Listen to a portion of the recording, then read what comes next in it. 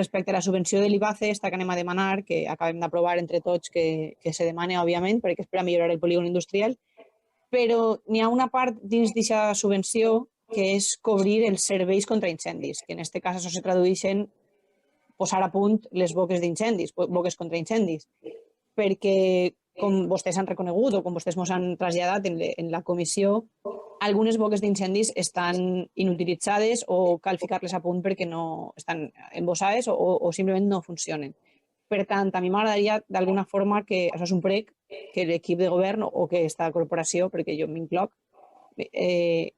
que d'alguna forma ens comprometem a que si aquesta subvenció tarda en arribar o no arribar a completa o no arribarà inclús de ninguna forma,